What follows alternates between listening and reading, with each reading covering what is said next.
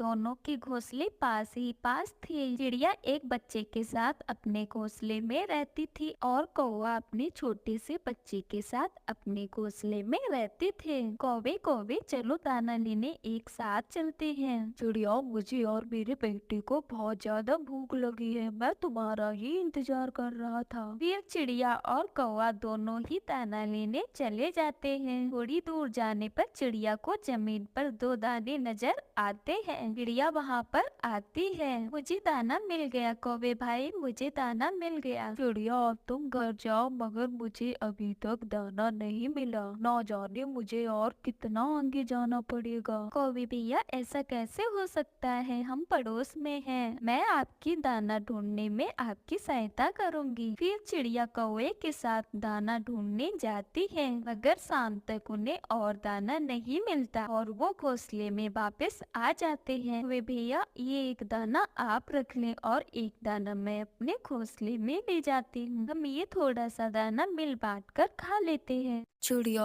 तुम बहुत अच्छी हो, तुम्हारे जैसा पड़ोसी तो किस्मत वालों को मिलता है। कौवा खुशी खुशी से चिड़िया से ऐसे कहता है। फिर दूसरे दिन आसमान पर एक चील मंडरा रही थी। फिर चिड़िया कौवे से कहती है, कौवे भैया आप मेरे घोंसले में बैठ जाएं और अपने बच्चे को भी ले जाएं। आसमान पर चील भी मंडरा रही है, मैं आपके लिए और अपने लिए दाना ले आती हूँ। चिड़िया बहन तुम चिंता न करो, तुम दाना ले आओ और बच्चों की हिफाजत मैं अच्छे से करूँगा। फिर कौवा अपने बच्चे को साथ लेकर चिड़िया के घोंसले में बैठ जाता है और आसमान की तरफ देखने लगता है। ऐसे ही वो चील थोड़ा नीचे आती है तो कौवा अपने पंख फैलाकर दोनों बच्चों को ढाक लेता है। चिड़िया ने भी बहुत मेहनत से उस दिन का दाना भी ढूंढ लिया था। चिड़िया शाम को दाना लेकर वापस आ जाती है। कौवे भैया हम ये दाना आधा आधा कर लेंगे। फिर कौवा आधा दाना लेकर अपने घोंसले में चला जाता है। ऐसे ही चिड़िया और कौवे की दोस्ती बढ़ती गई। फिर एक दिन कौवा चिड़िया से कहता है, चिड़िया चिड़िया आज दाना लेने मैं जाऊंगा, तुम बच्चों का ध्यान रखना, बच्चे कहीं इधर उधर ना जाएं। कौवे भैया आप निश्चिंत होकर जाइए, मैं बच्चों का ध्यान अच्छे से रखूंगी।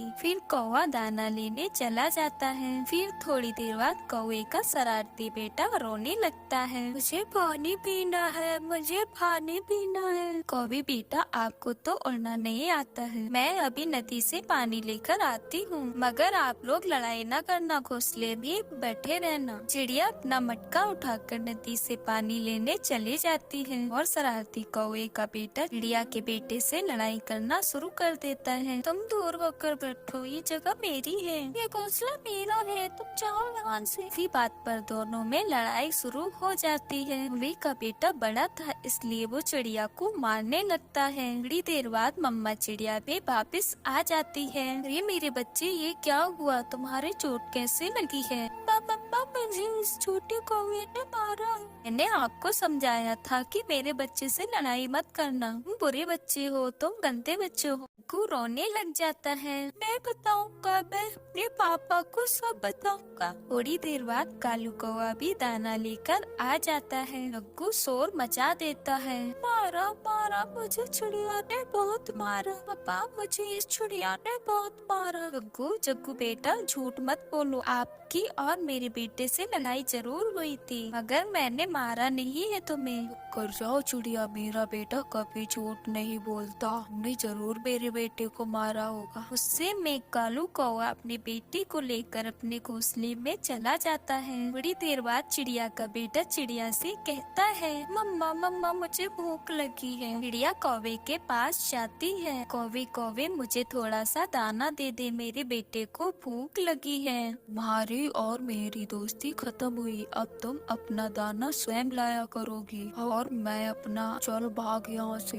गुस्से में चिड़िया भी वहाँ से चली जाती है। बहुत अच्छा किया पिताजी आपने, जो उस छोटी सी चिड़िया को आपने भगा दिया। दूसरे दिन चिड़िया जब दाना लेने जाती है तो वो अपने बेटे को अपने साथ ही ले जाती है। जुग्गू बेटे, तुम तो बहुत बहादुर है, तुम अकेले ही अपने घोंसले में रह सकते हो। मैं थोड़ी देर में दाना लेकर आता हूँ। पापा पापा, मैं किसी से नहीं डरता, आप जाइए दाना लेने। कौवा चला जाता है और कालू कौवे का बेटा अपने घोंसले में बैठने की बजाय जोर जोर से उछलने लगता है। चील दूर से ही किसी को जोर जोर से उछलते हुए खेलता हुआ देख लेती है। दुष्ट चील तेजी से आसमान से घोंसले की तरफ जाती है। छोटे बेटे को अपने पंजों में उठाकर भाग जाती है। हमको चिड़िया जब कौवा घर वापस आते हैं तब कौवे के घोंसले में उसका बेटा नहीं था। कुछ पंख टूटे हुए उसके घोंसले में पड़े हुए थे। मेरा बेटा किसी ने उठा लिया। कौवे भैया अपने बच्चों की बातों में आकर मुझसे अपनी दोस्ती खत्म कर ली। अगर हम पहले की तरह एक दूसरे के साथ होते तो आपका बेटा कभी भी आपसे जुदा नहीं होता। अगर ये समय लौटकर वापस आने वाला नहीं था। और कौवा अपने घोंसले में रोता हुआ बैठा